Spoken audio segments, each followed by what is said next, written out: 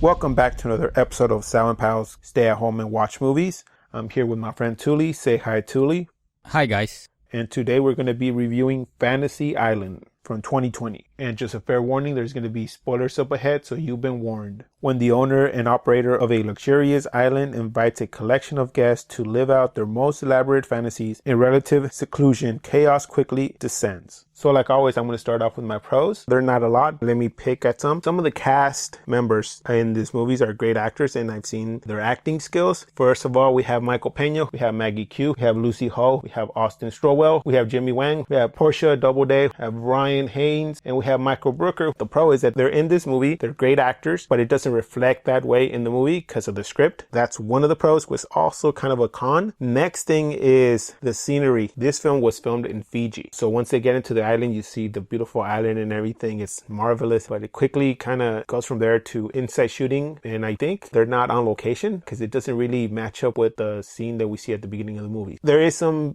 great open shots in the movie and at the end of the movie when they leave the island, but that's kind of it. Next pro is great source material. First of all, the title is Fantasy Island, which was a TV show. So for those people who grew up in the 70s, it's a nostalgia food. You've seen Fantasy Island on TV and you see this, you probably are getting catfish into watching the movie. So now going into my cons. The twist and plot kind of worked, just needs a little follow through to make sure that there is no holes, and it explains some of the characters' motives behind of it. So in a sense, I want to say it's the story that it really needs. The story, it really had potential for me. The only thing is that the writers had to sit down and work on it and not act like they were doing a project the night before it was due. For example, how did they win the contest? What was the contest? Could we have seen them win the contest? No, we only saw them arrive at the island, and then we saw Julia say congratulations on winning the contest and nothing further. Also, we have jokes that didn't work from the two brothers, JD and Brax. The jokes that these two characters were always joking about, some were references to movies that did not fit. And I actually feel bad for these actors who had to say these lines. I feel that the studio put these lines in there on purpose to kind of nostalgically make you feel something referencing the other movies. They reference Panic Room, they reference Die Hard in a couple of lines. So just by doing that, I think it triggered some nostalgia factors in some people, and it kind of linked these movies in your subconscious. So for me, it was a kind of a low blow. And on top of that, if there were jokes, they kind of didn't work. They were more obnoxious than funny. So the rules on the island are kind of pretty easy. Each guest, after drinking the water, gets one fantasy. So when did Melanie drink the water? That's kind of my question. In order for her to get all the guests on the island, she had to drink it before. Also, why was she acting as if she was afraid and trying to escape in the scenes where she was alone? If she was already in on her whole plan and this was her own fantasy she was living. I mean, it didn't make sense, and I know that that could have been a red herring, but at the same time, it's this twist and plot that didn't really work for me. I mean, they could have just put her story to the end and just concentrated on the other people, and then at the end reveal that she was the one who was behind the whole thing. Which brings me to the ending. For Sloane to drink the water and Melanie be killed by a burned Nick, that kind of was a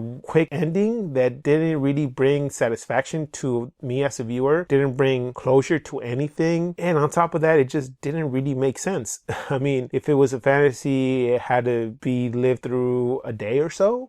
I mean, I'm not an expert, I'm not the guy who runs the island, but in a sense, wouldn't that make sense that she had to relive a fantasy instead of being drowned by a burned Nick? Also, let's touch upon Melanie once more. If Melanie blames everybody that she brought on the island for Nick's death, why not the whole tenants who lived in the building? I mean, yes, I get that Gwen started the fire. Patrick, as the cop, didn't do anything to help. Brax and JD did not check on their roommate as they evacuated. But by her logic, blame the firefighters who didn't get there fast enough, or blame the building management, or blame the construction company who probably didn't make the building strong enough to resist the fire. Or heck, why not blame herself for not changing the date or time of the date with Nick? I guess Brax said it best when he said, holy shit, she went out on a date with him just once. That kind of sums it up for me. Like, this movie didn't really make sense for one person to do all this whole thing and have just gone on a date with one person and plan this whole thing out after what, 6, 7 years of it happening. It just leaves me speechless. Once you know who the studio is behind this, Blumhouse, then it makes complete sense. And the only reason they probably made this movie was because of the name that comes with the movie and the show it was attached to in the 70s. So with that, I'm going to pass it on to my friend Touly, see how he saw the movie and what grade he gives to the movie.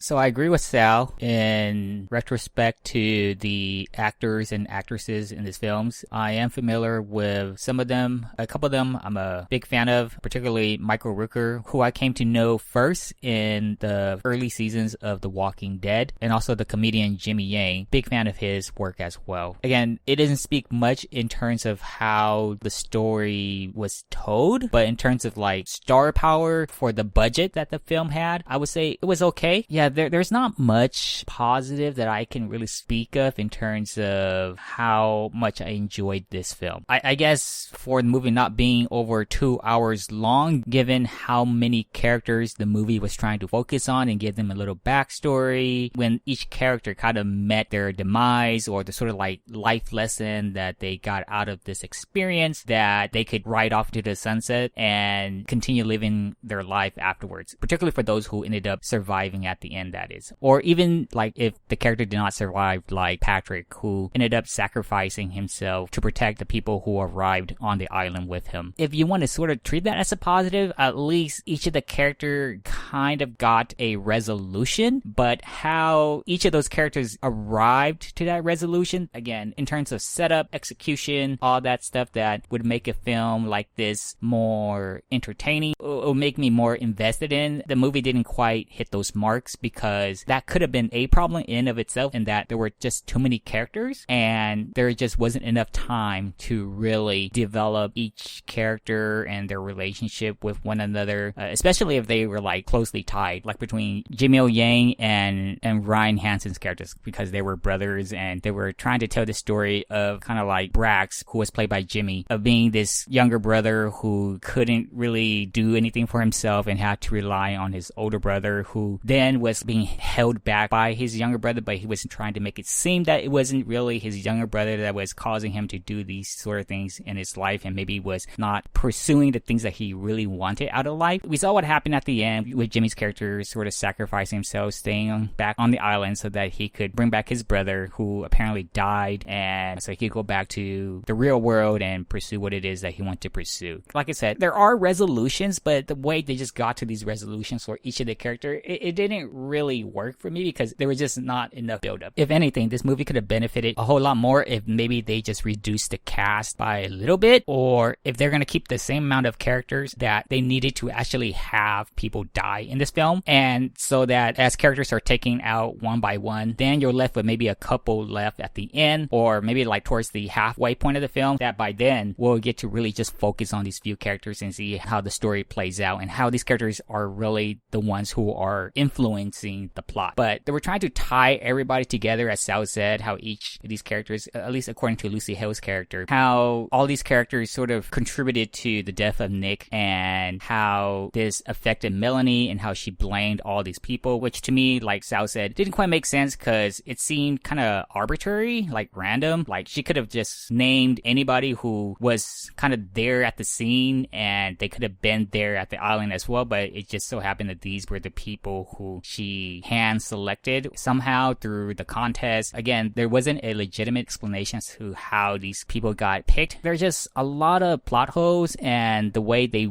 tried to weave all these characters together and tie everything together was very convoluted. I just wish they would have just focused a whole lot more on maybe the key players. And to me, I felt like the key players in this film was Mr. Rourke, Gwen Olsen, played by Maggie Q, Melanie, and Sloane. I felt like those were the key characters. Actually, Damien as well, played by Michael Rooker. I guess he kind of played a crucial part, because he kind of led Melanie and Sloane to the location of the source of the island's power was. Yeah, but I think the film was just trying too hard to give each character like their moment in the sun, and by doing so, not enough stuff that would get me invested in the film and what it is that they stand for. It didn't hit the level that I would have wanted. I mean, I could relate to what Gwen went through, how she wanted a family, but then she came to realize that really that's not what she wanted, because it felt fake because she didn't quite experience those 5 years with the child that she was spending now at the island, that it didn't feel real. It felt very contrived, and she wanted to back out from that fantasy and not put anybody in danger. They said that there weren't exceptions to rules about what it is that they're doing, that they needed to see their fantasy through to the end, and that sometimes the things that they fantasize about don't actually lead down a path that they'd expect, which at least that I kind of see as being like the double-edged sword, if you want to put it that way, in terms of wanting to live out your fantasy. That even though that might be something that you want, you never know what else might come out of that you didn't expect. So I think out of all of the characters, Maggie Q's character to me kind of reflected that concept the most. I would have said that Lucy Hale's character, Melanie, could have really fit that role too, especially at the beginning when she was torturing Sloane, the bully, back in her high school days. And she started to show reluctancies. Like, she was saying that, yes, she wanted to get revenge on this person, but not to the degree that the island was presenting her. It felt to me that her reaction was authentic, real, and that it wasn't actually this act that she said she was putting on towards the end of the film to trick everybody else on the island. At least from what I saw, your character looked to have like changed for the better, that you accepted what happened in the past. You're gonna apologize to Sloane for bringing her to the island and endanger her life. You're just gonna try to better yourself going forward. Forgive yourself, forgive Sloane, and continue with your life. And I thought that was gonna be her resolution, but she did this 180 out of nowhere that doesn't make sense, and just says that, oh, she was put on this act, and that pretty much overrides everybody else's fantasy. To me, if she really was in control of this entire thing, she could have easily killed off all these characters the instant each of their fantasies started. But it seemed like she was playing puppet master in a way, even though they weren't depicting it as such. But to me, it felt like she was playing puppet master, and she was just letting them have their little fun, and then maybe they just end up dying later. But really, if she really was the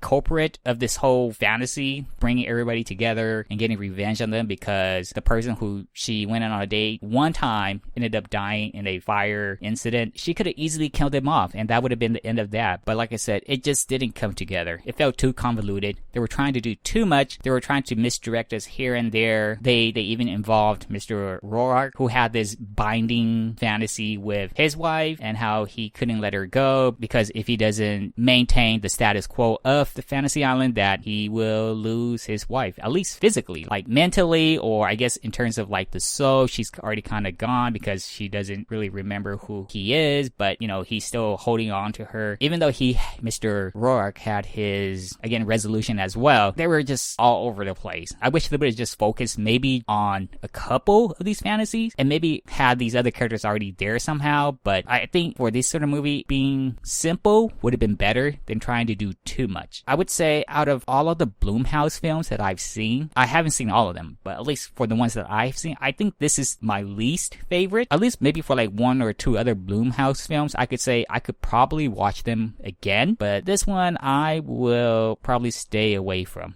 So I think I'm going to give this film a 3 out of 10 as my final score. Totally agree with your Melody concept. She fooled me totally when she was facing her bully, and then she totally does 180. To me, either she should have been Gwen, or they could have just taken her and put her to the side. Like I said, keep her to the end and unveil her side of the story, like the last story. Go first with Gwen, then the brothers, then Patrick's story, and at the end it's like, oh look, there's Melody, let's see what her fantasy is, and then we find out that she's the one behind everything. That would have made sense to me, or for her to be in everybody's fantasy lurking in the shadows. That would have made sense for me. Again, this movie had too many characters. They could have probably done less, made it simple, or they could have done the Netflix route, episodes all over again, reboot the series with these characters and had every episode introduce these people and each episode be the story of one person. Not have Melanie be as the bad person, but just have Miss Roark be the real evil person, because in this movie he didn't seem evil. He, like you said, he seemed like he was there because he needed to keep the status quo of the island. But instead of that, maybe what if Julia, instead of just keeping the people's fantasy, it was every time somebody was there and they died, Julia kept to live another day, and she needed more people to come to the island and die. That would have made sense. It would have been more scary for me to see that than just have him there act like he was a prisoner of the island.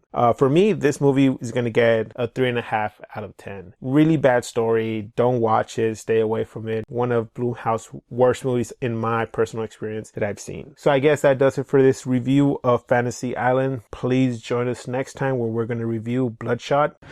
I may be an asshole, but you're the toy soldier. Will you wind you up?